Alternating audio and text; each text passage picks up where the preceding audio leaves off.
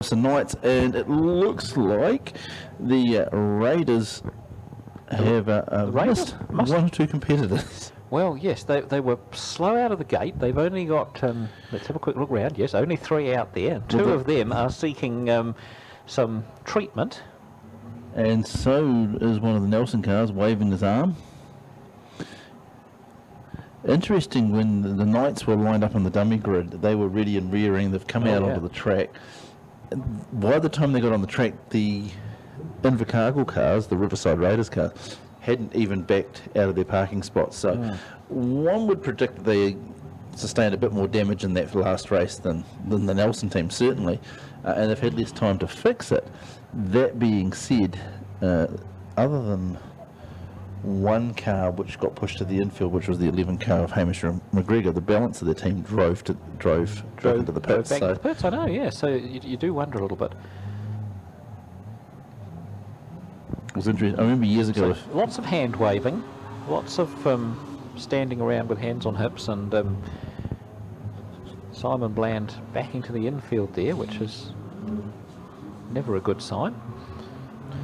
So I remember years ago with Superstock teams racing, where we literally had a counter, and every 10 minutes off the race you were calling minutes, so the crews knew how much time they had to get cars ready, especially when you've got cars that you're replacing gearboxes in. Yeah. Fortunately not something that street stocks tend to deal with a lot. So lots of fluid going onto the front of Simon Bland's car there. If you can't put it in the top, might as well put it in the... Yep.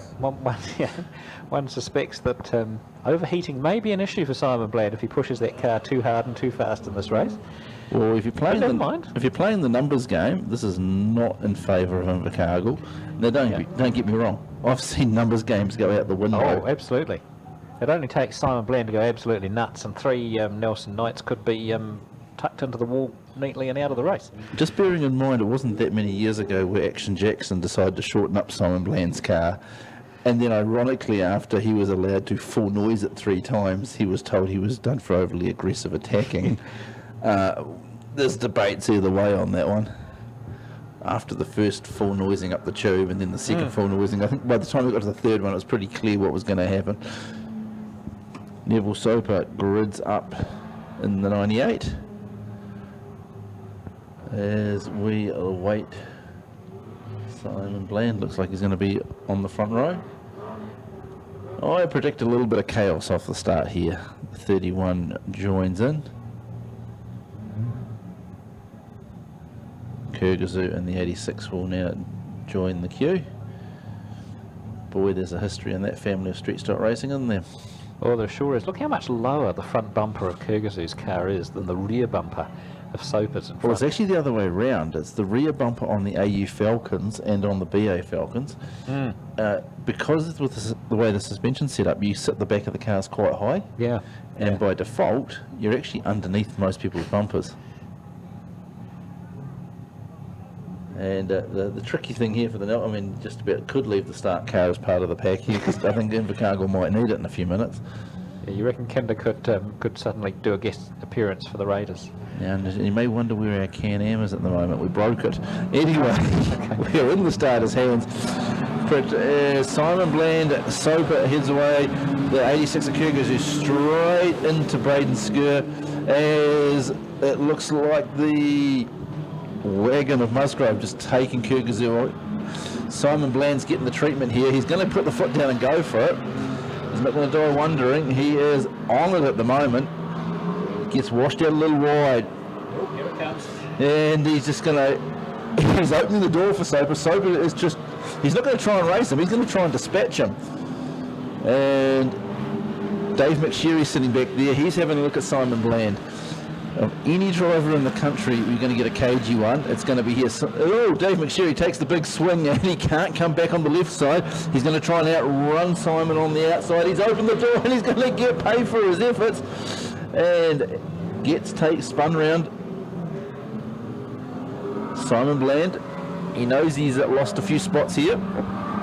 So it's now about just sparks off the wall. That's how you know where the concrete is. Buddy Finch there having a look at Dave McSherry. Dave McSherry's just going to outrun him at the end of the straight, or will he? Buddy's straightened up. He's got the 62 car. puts him round. Although Probably been dying to do that all season, actually, but mirror full of silver though, that's the problem. Race leader, Soper. Simon Bland still recorded the race leader. 79 goes in pretty hard, but Buddy Fringe survives it. And it's taken the front end of Skur though. So if you're going to take the hit, you've got to... Oh, Dave McSherry just gets tagged there by Simon Bland. 79 card hit by Kyrgyzoo. Oh, Simon Bland's car sounds like it's gone. Oh no, he's found another gear. Just as well, because that one wasn't working. Well, to be honest, it sounded like a horse sort of... he's going to limp it off the corner. It's held down low. And this is where the sea of silver comes in. Skur has a swing and a miss. And he gets the tube there from Soper. Soper is the race leader, and he's going to take Simon Bland in backwards. And Bland gets on the gas. Oh, he's lost a tyre. Well, I don't know if it's going to improve his chances. Looking at Kyrgyzoo's car, it's been shortened up in the back a little bit. Buddy Finch is on the infield. Braden Skur's on the infield, and I think it's no. It's McSherry that's on the infield. Kyrgyzoo's car's all funny angles, and he's going to have Ryan Musgrave give him the tickle up here. Here we go. Musgrave comes in, hooks into the back of him, just flicks him round. Just look down the straight, realises he's only got Simon Bland, who's putting the 31 in like a sprint car. Well, it's fair to say that on points, Nelson aren't burned too bad. Indeed. I'm calling it the 73 car there of Ma, running fourth, back to Soper, back to Musgrove, up to So they've decided to double team. Oh dear, and Musgrove's prepared to have a play. Well, we know he has no respect for his car. We've seen that in the past, and he's going to try and take. Is he going to try and take both?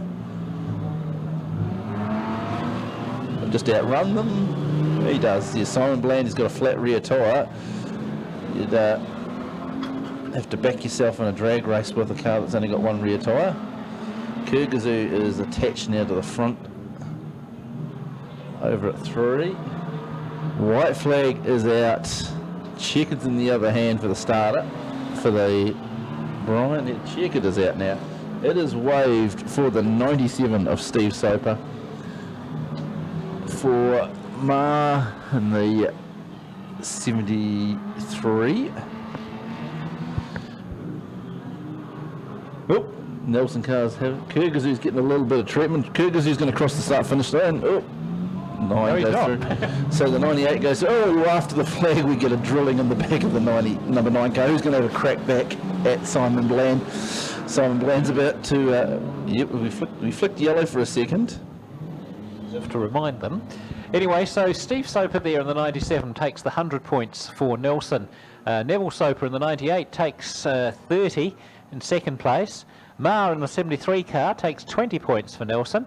Musgrove in the 9 car takes the 15 points, and you have to get down to 5th place Simon Bland, who picks up 10 points for the Riverside Raiders, and 6th place Kyrgyzoo, who picks up 5 points before you get points on the board for the Riverside Raiders.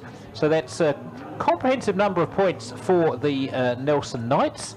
Will it be enough to overhaul Beachlands or the Cobras? I guess we'll find out after the next race. Well, it may be an interesting one. It may actually put them in a prime position because it might do. There's two broken cars on the infield. Dave McSherry's having his car lifted up, and Braden Skur's having his car lifted too. Now, the front end of Braden Skur's is the steering damage because he took it in that hit. Yeah, and they'll have all replacement parts for that and be used to that. From Dave's point of view, it looks like if it's back into the car they're lifting, it's a locked up diff or a locked up half shaft. Those are easy parts to replace between races. So you're looking at a full team going through. They've got maximum points out of that race, or as close as you can get. And now Canterbury versus the Canterbury Cobras versus the Beachland Bulldogs. I wouldn't be too surprised to see these two teams tear each other apart because they might just have possible, to. Yeah, and if they split the points, then Nelson could come through the middle and be one of the top 2 qualifiers. Well, you've got Beachlands on 10 points ahead of Canterbury at the moment, so the ones that are really in risk is Canterbury. Yeah. So they'll need your cheers, folks. The Canterbury Cobras will need all